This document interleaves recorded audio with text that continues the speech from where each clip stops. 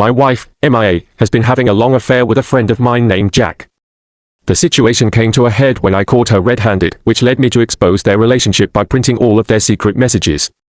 To provide some background, I met MIA when I was 22 years old at a friend's wedding. She was a close friend of the bride, and I was the groom. Our seating arrangement put us together at the same table, and from the moment I first laid eyes on her, I was struck by her beauty. As we began to talk, we found that we had a lot of interests in common, and there was an instant connection between us. We spent the evening talking, dancing, and enjoying drinks together. During the night, we ended up kissing right on the dance floor. After we pulled away, our friends, the bride and groom, approached us, clearly excited to see us together and eager to play matchmaker. We both shrugged off their enthusiasm and continued enjoying our night. We left without exchanging numbers, but a week later, I received a text from MIA asking me out. The bride had given her my number, and I happily agreed. That moment marked the start of our relationship. Overall, our relationship was wonderful, filled with joy and laughter, apart from the occasional small argument. We rarely fought about serious issues. About 2 years into dating, I proposed to her, and we were married less than a year later. For the first year of our marriage, everything seemed fine, but as we approached our first anniversary, I began to notice some troubling signs. MIA became very protective of her phone, and I noticed that her girls' nights out were becoming more frequent. Furthermore, our intimacy almost disappeared completely. I expressed my concerns to her multiple times, but she dismissed them, claiming that I was letting my insecurities get the best of me. As a result, I grew colder and more distant. I stopped giving her a kiss goodbye when I left for work, and our conversations became minimal unless something important came up. One night, while MIA was asleep, I decided to take her phone and laptop to look for answers.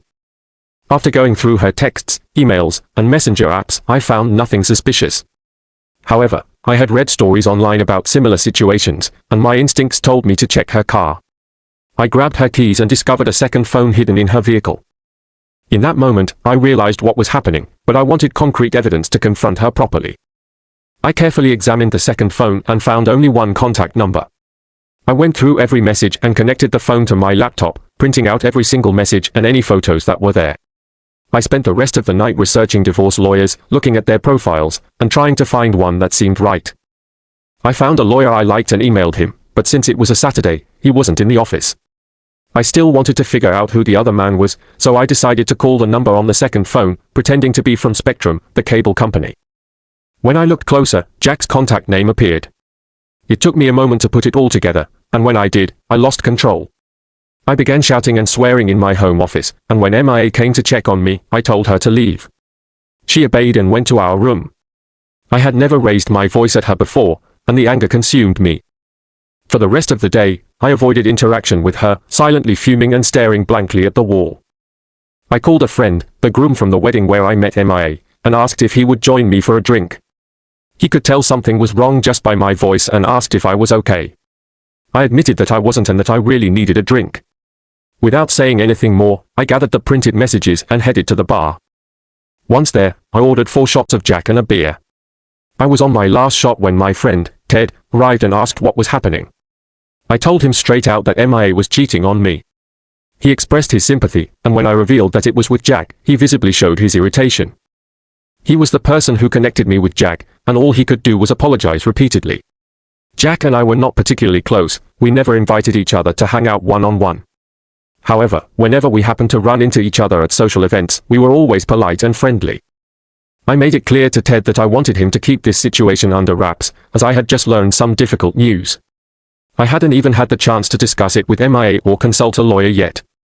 I specifically asked him not to mention it to his wife, and if she inquired about my well-being, he should say that I was having issues at work. He agreed to my request. We spent much of the evening drinking and talking. Eventually, I ordered an Uber and left around 3 a.m. It was the first occasion that I checked my phone after contacting Ted, and I noticed several missed calls and a slew of texts, all from MIA.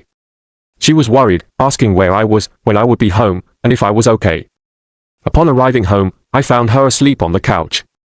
I quietly made my way to our bedroom and went to bed without waking her. The next morning, I woke up to find her in bed beside me. I got dressed and headed out to retrieve my car before going to my office. I immersed myself in work throughout the day and returned home around 10 p.m. To my surprise, MIA was there waiting for me. She informed me that she had prepared dinner and asked if I would like her to heat it up. I declined and went straight to bed. Shortly after, she followed me, concerned and asking what was wrong. I told her I wanted to be left alone and just wanted to sleep. She persisted in her questioning, which eventually led me to snap and yell at her to stop bothering me and let me sleep. The following morning brought an email from my lawyer asking to meet later in the day. I agreed and began to prepare for my day. When I went downstairs, MIA had made breakfast and wanted to talk. I took a small plate and sat down with her. She started by saying that I had been acting differently and she wanted to know what was wrong. I said that work had been stressful and reassured her that things would soon get better. After finishing my meal, I told her I needed to leave. At the office, I could hardly focus as I counted down the minutes until my meeting with the lawyer. When I finally left, I told my assistant I was going out for lunch with a client. The meeting with the lawyer went smoothly. I handed over all the evidence I had collected regarding MIA. He expressed sympathy for my situation but also mentioned how glad he was that I had gathered such information. He explained that we lived in a no-fault state, meaning she would not have a claim on most of my assets. I hadn't even considered that aspect. I was simply focused on getting the divorce done as quickly as possible. The lawyer asked if he could keep the evidence, but I preferred that he just make copies since I hadn't yet told MIA that I was aware of her actions, and I didn't want to hear her excuses. He agreed and instructed his assistant to make the copies. I then inquired about when MIA would be served divorce papers, and he informed me it would likely be in about 2 weeks. After thanking him for his help, I left and returned home, ready to confront my wife. When I arrived, however, she was not at home. I called her but got no response, so I called again, still nothing. I sent her a text message that read, "I don't care if you're with Jack right now, get home, we need to talk." Almost immediately, she called me back, confused about my message. I simply insisted that she come home immediately. When she arrived about 15 minutes later, I pointed out that the time it took her to get home was about the same as the distance to Jack's place. She looked at me, confused and speechless. I gave her a moment to find her voice, but instead, she just stared at me. I asked if she had nothing to say. She attempted to deny everything and gaslight me, and I let her continue. As she became more worked up, she began to insult me. I slammed my fist on the table to silence her and pulled out the evidence I had gathered. At first, I showed it to her from the side, saying, "Look at this mountain of things I have on you." Then I presented each document one at a time. At that point, she told me to stop and started crying. She attempted to apologize, saying she loved me. I responded coldly, asking her what had happened to the energy she had just displayed when she was insulting me. She tried to embrace me, expressing her regret, but I held my hand out and told her firmly not to touch me. She told me not to touch her, and she suggested that we go to the bedroom where I could do whatever I liked. I looked deeply into her eyes and replied, "Sweetheart, I will never touch you again." I then revealed to her that my lawyer has copies of the photos and messages that would prove my case, and I made it clear that I am divorcing her. I instructed her to gather her belongings and leave my house immediately. This conversation took place 3 days ago, and since then, I have not heard from her at all. I acknowledge the length of my message and any spelling errors it might contain. For those who have experienced similar situations, I am curious about what to expect moving forward. Thank you for taking the time to read my account. Update 1. After sharing the initial part of my story, I received a lot of advice from everyone who commented. I decided to follow most of the suggestions. This morning, I made an appointment with my doctor to get tested for STDs, which I have scheduled for 2 days from now. Next, I reached out to people who are close to me, including my father and a few friends. They have all been very supportive, offering their advice and asking if I needed any help with anything. I assured them that I have everything under control, so I declined their offers. After that, I decided it was important to inform her family. I sent a message to her mom and dad, thanking them for welcoming me into their family and expressing my gratitude for all they had done for me. I let them know that MIA and I are getting divorced and that I would truly miss them. In truth, I am relieved to distance myself from their suffocating presence, even though they are good people. I also invited them to reach out if they had any questions. I did not receive an immediate response from them, so I moved on to Mia's sister, which was especially difficult because I had a good friendship with her, and I knew this news would likely disrupt that bond.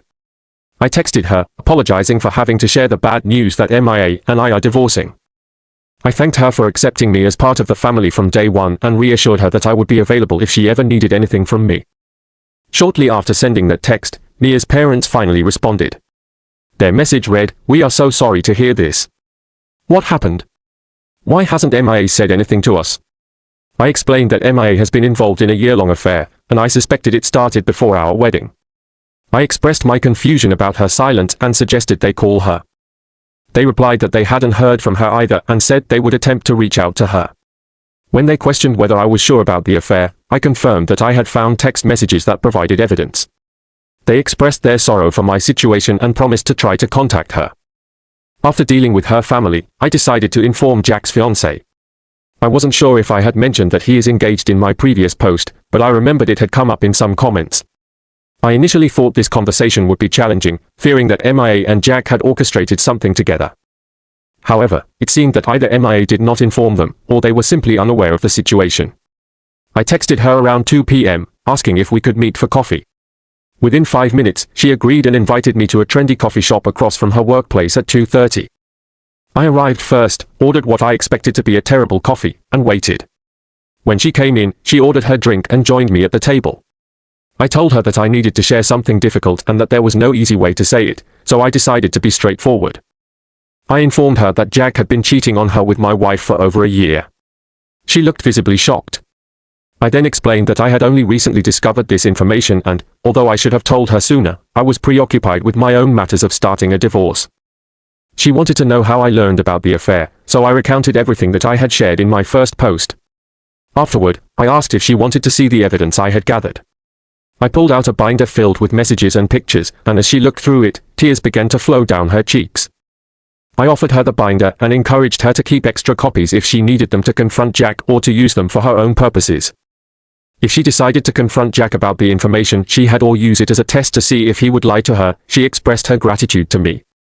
After thanking me, she stood up, took the binder I had given her, and as she was heading out, I reminded her that if she needed anything from me in the future, I would be available to help. She nodded in acknowledgement of my offer and walked out of the room with a heavy demeanor, looking quite defeated. I understood what everyone else had been saying to me. They had advised me to stay sober, keep a level head, and maintain my composure through all of this. However, the reality was that my world had just come crashing down around me. I felt overwhelmed and decided to take this week to process everything. I planned to sit on my back porch, indulge in drinks, smoke cigars, and listen to music at high volumes. After this week of self-pity, I aim to pull myself together and return to my usual routine with a more positive outlook. On a more constructive note, I had already taken significant steps to pack up the majority of her belongings, including her clothes and jewelry. I made sure to include our wedding book and every photograph that featured her in the boxes. If and when she decides to come back for her things, I want to make the process as quick and painless as possible, ensuring she wouldn't need to be around any longer than necessary. To address any concerns, I clarified that I had not damaged any of her clothing, and aside from a few picture frames, nothing valuable was broken. As of now, no further developments had occurred. I informed everyone I deemed necessary about the situation. My doctor's appointment was on the calendar, and my lawyer was actively working to handle the divorce proceedings. With 90% of her belongings already boxed up, I wasn't sure what else remained. If she kept her distance, this might just turn out to be the smoothest divorce experience I could have hoped for. I appreciated everyone taking the time to read my update, and any advice was always welcome. Update 2. Hello, everyone.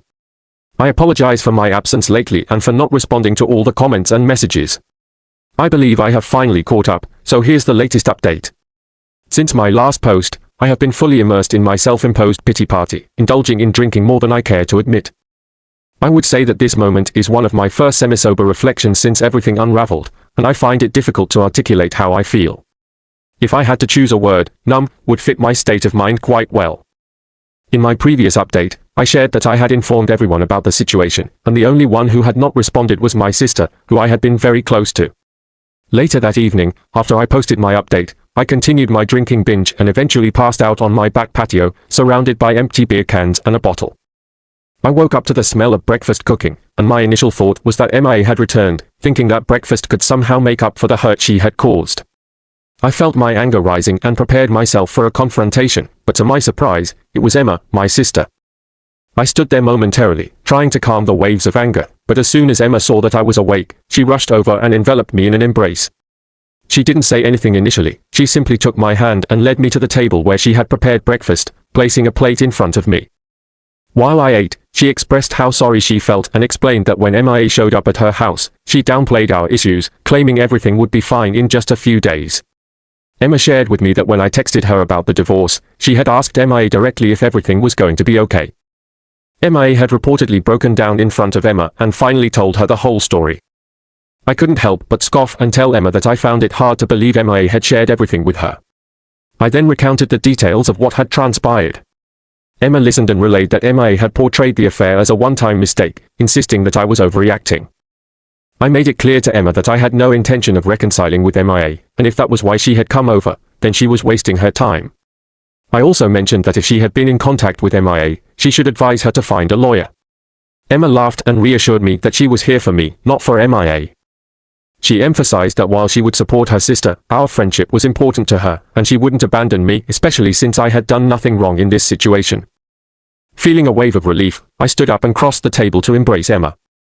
I had been anxious that the turmoil I was experiencing would somehow damage our friendship, but hearing her affirm her support made me feel much better.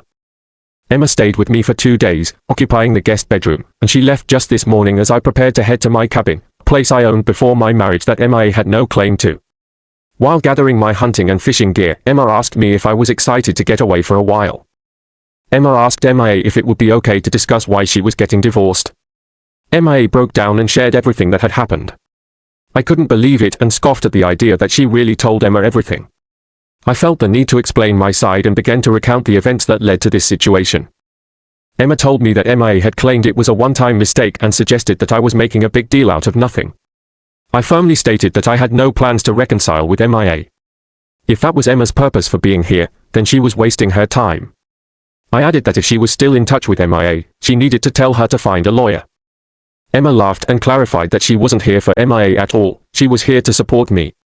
She reassured me that while she would always care for her sister, our friendship mattered too, and she wouldn't leave me hanging, especially since I hadn't done anything wrong. This made me feel much better, and I got up from my seat to hug her. I was genuinely worried that the chaos surrounding the divorce could harm our friendship. Emma stayed with me for 2 days, using the guest bedroom, and left this morning as I was getting ready to head to my cabin. I had owned the cabin long before marrying MIA, so she had no claim to it. As I gathered my hunting and fishing gear, Emma expressed interest in joining me. However, I suggested she should check on her sister instead. Emma agreed, hugged me, and left. I truly appreciated Emma's support during this difficult time. I want to make it clear that there is no romantic interest between us. She is only 20, which is too young for me. Our friendship is solid and important. On another note, I recently went to the doctor for testing. The results should arrive on Monday. I've also reached out to Jack's fiancée several times to see how she is doing. She assured me she's fine but is unsure of what to do next. I told her that if she ever wanted to meet up next week to talk and vent, I would be there for her. I am grateful to everyone who has reached out, offered support, and given words of encouragement. You all have been a beacon of light during this dark time in my life. For anyone going through a similar situation, I suggest keeping your head down and focusing on what you truly want, whether that's a divorce or reconciliation. Set realistic goals, one step at a time. For me, that meant finding a lawyer first, then seeing a doctor, and informing close friends, all while keeping things private. It's also essential to set aside time to express your feelings.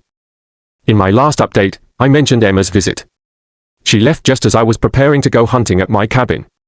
I got lucky and shot a buck, a nice 8-point deer, on my very first day out, which made me very happy. This gave me plenty of time to fish, although I only caught 2 fish, both of decent size. I cooked one for dinner and saved the other for later.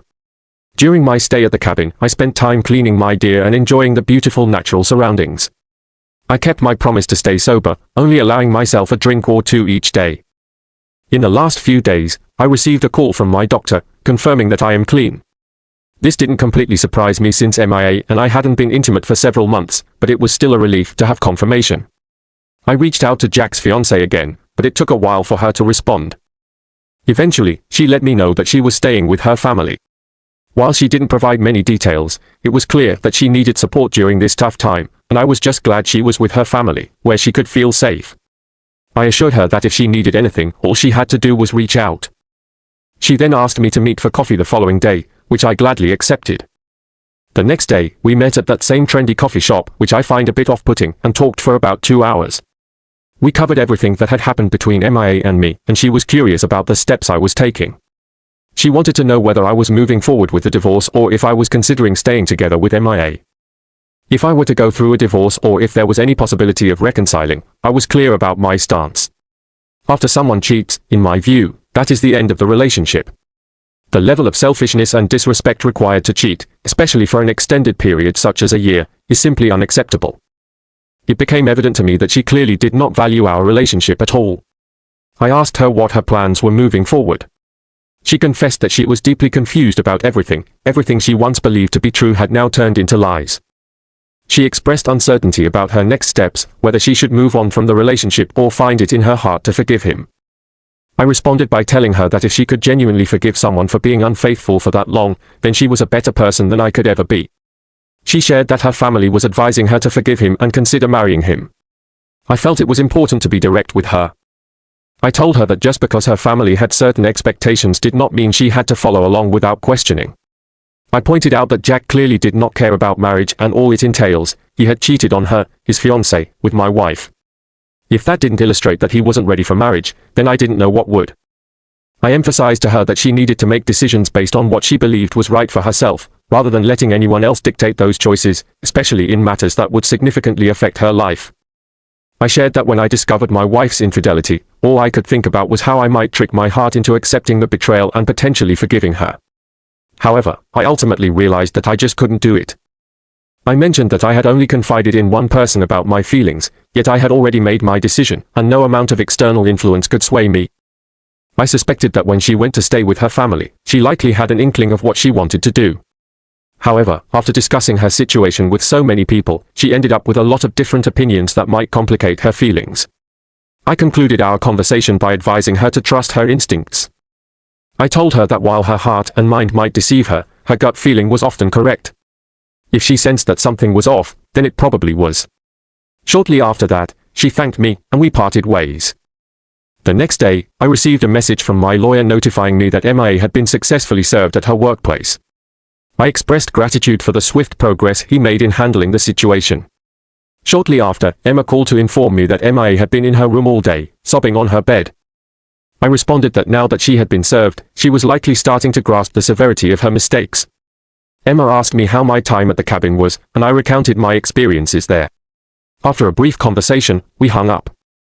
I prepared myself and my house for what I anticipated would be an emotional outburst from my wife. Given the circumstances, I figured that if there was ever a moment she would react, it would be soon after she received the papers. I waited, remaining calm and collected, with pain relievers nearby in case of a headache from the stress. I told a friend about the situation, and he agreed that if MIA showed up, he would rush over to be a witness, just in case things escalated. I sat there, writing and waiting for what I anticipated would be a stormy confrontation. About an hour after my last update, I continued to wait for MIA to arrive and react forcefully. I had no concrete reason to believe she would behave violently, but given everything that had happened, I had no idea how she would react. I went around to ensure that all the security cameras were functioning properly, both inside and outside my house. I called my friend to let him know that MIA had been served and that he should come to my house at the earliest opportunity. It was crucial to me that I didn't end up in jail because of her actions. As I envisioned the possibility of MIA arriving, my instincts proved correct. MIA eventually came to the house, banging on the door and screaming to be let in. I immediately reached out to my friend and Emma, urging them both to come quickly because MIA was causing a scene outside. As she shouted my name and hurled insults at me, begging for entry and calling me every derogatory name imaginable, I found it hard not to chuckle. Despite the seriousness of the situation, her desperation almost felt amusing. I wondered why she didn't just use the keys she still presumably had. Once my friend arrived, I knew I had taken the right precautions. When my friend arrived at the scene, he found MIA in a state of chaos, still screaming and cursing loudly. Sensing the escalating situation, he decided to start recording the incident with his phone while staying inside his truck for safety. However, Mia's friend, who happened to be his wife, also joined the scene. She stepped out of the truck and approached MIA in an attempt to calm her down. She wrapped her arms around MIA, trying to comfort her and encourage her to talk about what was bothering her. Instead of responding positively, MIA reacted violently by slapping her across the face and shouting at her to mind her own business. This shocking turn of events prompted my friend, who was filming everything, to call the police. Throughout this ordeal, MIA continued to scream and use foul language until the officers arrived. When the police arrived, MIA quickly shifted her demeanor to portray herself as the victim. One of the officers approached her, and she began to cry, claiming that I had hit her and thrown her out of the house. My friend and his wife informed the other officer that when they had arrived, MIA was already yelling and banging on the door, which complicated the situation. Because of this, the police were unable to confirm that my friend did not do what MIA accused me of. After finishing his conversation with my friend and his wife, one of the officers approached my door. When I opened it, MIA immediately pointed at me, declaring, "That's him. He hit me. I want him arrested." The officer began to put handcuffs on me, but I quickly interjected, insisting that I could prove MIA was lying and that all I needed was my phone. The officer paused and told me to show him the footage from the outside cameras. After reviewing the video, he apologized for hastily assuming I was in the wrong. I reassured him that I understood the difficult position he was in. He then informed me that they had received a total of 15 calls from neighbors reporting the disturbance. During her outburst, MIA had repeatedly screamed that I had hit her, which led the officers to form their initial judgment. After about half an hour of dealing with the police, MIA ended up being handcuffed and charged with disturbing the peace, public intoxication, and driving under the influence. As the police led me to their vehicle, Emma arrived and came over to ask me what had happened. I showed her the video on my phone, which captured the entire incident. Shortly after, an officer approached me to hand over the case number and some additional paperwork. Emma began asking questions about the charges against MIA, so I decided to head back inside while she followed me. Once inside, Emma explained that she had just left her house for 10 minutes to run to the store. When she returned, she noticed that MIA was no longer in the living room and assumed MIA had gone to bed after drinking too much wine. Emma and I talked for a while, and she asked if she could spend the night, to which I gladly welcomed her.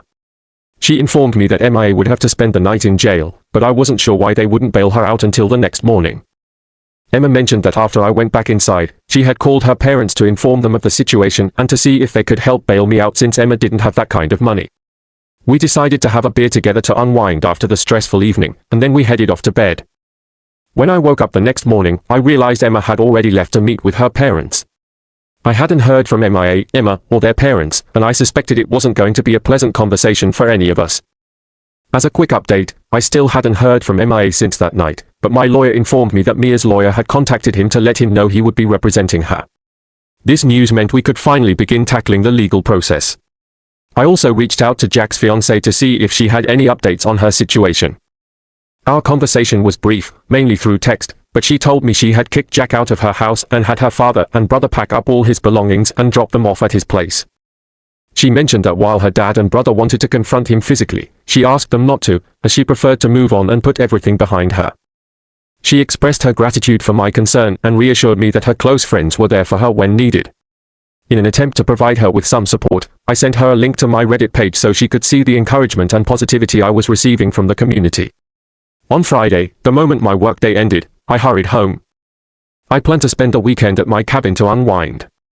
Upon arriving, I noticed Emma was in my driveway. She had come to collect her sister's belongings and had brought a list of items my wife expected to be picked up. I quickly skimmed through the list and was relieved to see that almost everything was already in boxes or neatly arranged in my garage, ready for collection, except for one item. I clearly expressed to her that I was not willing to transport or handle any of the items that were present in the house. My reasoning was straightforward. I did not want to be held responsible if MIA decided to claim that I had damaged her belongings. To resolve the situation, I offered to cover the costs of hiring a moving company that could come in, pack up, and remove all of her things on her behalf. At the moment, I was heading to my cabin and simply did not have the time to deal with Mia's issues. She responded positively, saying that would be a great idea and even expressed her hopes that I would enjoy my time at the cabin. After that, she took a box filled with Mia's clothes and placed it in her car. Then, she turned to me with a request to tag along this time. I agreed and suggested that she go back home first, drop off the box, and pack a bag for herself. By the time I finished running errands and loading up my truck at the store, she was pulling into my driveway. I locked up my house and set off for the cabin with Emma. The weekend unfolded beautifully.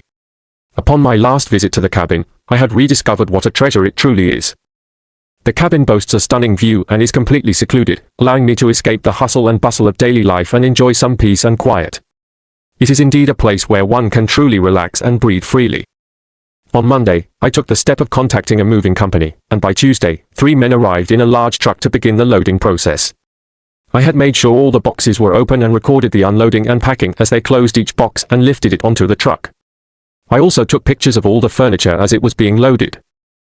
I expressed my gratitude to the movers for their patience throughout the process and gave each of them an extra $50 as a token of appreciation.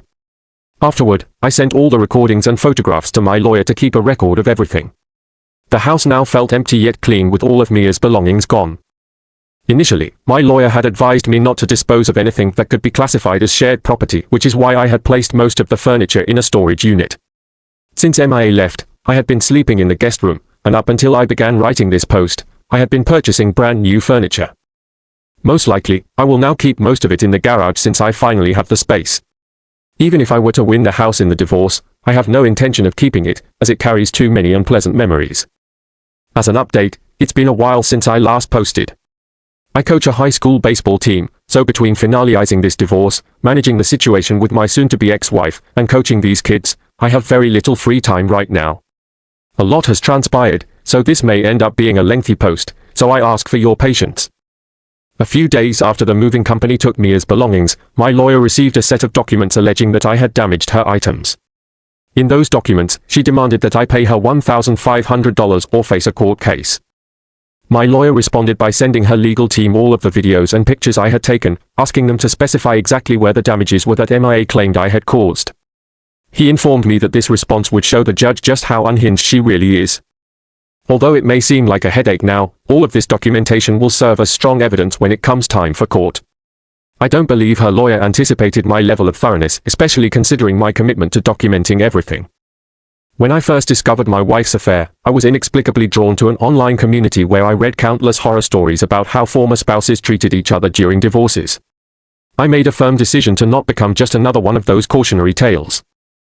I have mentally prepared myself for nearly every possible outcome and accusation that MIA could throw at me. At this point, I wouldn't put anything past her. In the weeks since our separation, MIA has called me every other day, but I have consistently chosen not to answer. If she leaves a voicemail, I have no interest in listening to it. Instead, I just forward it to my lawyer. Each time I send something to him, he comments on how I am a lawyer's ideal client. He praises my ability to follow his directives and collect evidence effectively, stating he has never had a client do so well. He is not exaggerating when he makes those remarks, and hearing this reassurance from him consistently lifts my spirits amid all the turmoil. About 2 or 3 weeks ago, my lawyer mentioned that we now have enough evidence to potentially settle the case outside of court. Even if that doesn't work, attempting to do so will still reflect positively on our side. It would present a positive image for us to show that we were trying to resolve things maturely. So, we decided to set a date a week ago to meet in a neutral lawyer's office. Before the meeting, he advised me to remain calm and not to react to anything MIA might say during the discussion. He explained that everything we talked about would be recorded, and if the case ended up in court, the judge would read it. On the day of the meeting, we arrived early in the morning and walked into the office. To my surprise, MIA was already there, waiting with her lawyer. As we entered, the two lawyers began greeting each other, establishing a professional atmosphere. MIA and I sat in silence, both of us aware of the heavy emotions hanging in the air, each of us anticipating what was going to happen next. Mia's lawyer initiated the conversation by asking what we had to offer. My lawyer let out a scoff, clearly unimpressed, and stated that, given the mountain of evidence we had regarding Mia's infidelity and inappropriate behavior, the only thing we would offer was half of the selling price of the house and half of the savings account. He pointed out that this was already more than any judge would likely award her. He made it clear that whatever MIA had entered the marriage with was what she would leave with. Then he turned directly to MIA and warned her that if she chose to take this matter to court, he would thoroughly expose her actions. He spoke of bringing up every message and making her read them out loud in front of everyone present. He also mentioned displaying every incriminating photo for the court to see, insisting that she would have to explain the context of each one in detail.